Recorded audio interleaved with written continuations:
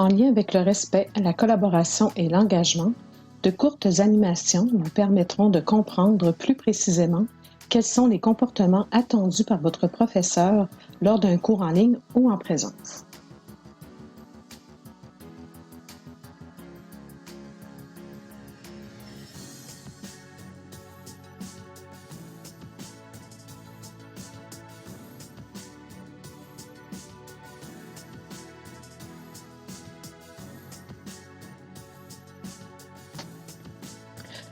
Le respect implique la courtoisie tant dans les communications verbales qu'écrites. C'est pourquoi il est important de demander et de respecter le droit de parole lors des rencontres, d'accueillir les idées des autres même si elles sont différentes des vôtres. Dans un courriel, utilisez les formules de politesse qui respectent la netiquette.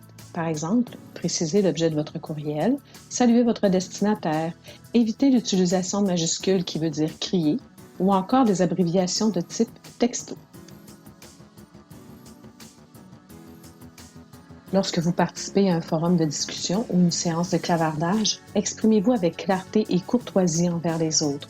Assurez-vous que votre commentaire soit en lien avec la discussion.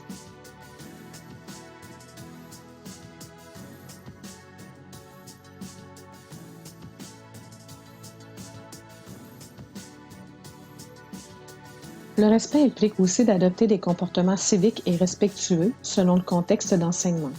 C'est pourquoi on vous demande d'être à l'heure à vos cours et de respecter les pauses, de porter des vêtements appropriés, de ne pas consommer de nourriture sauf de l'eau, de vous assurer d'être dans un environnement qui favorise vos apprentissages, un endroit calme, sans source de distraction. Assurez-vous également que votre arrière-plan soit approprié au contexte. Activez votre caméra et votre micro lors des évaluations.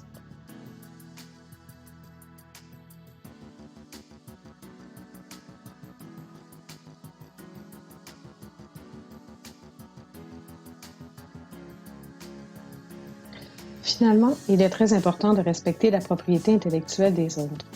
À cet égard, on vous demande de ne pas faire de capture d'écran ou d'enregistrement du cours sans en avoir eu l'autorisation préalable et de ne pas diffuser les notes de cours du professeur ou les travaux des autres étudiants.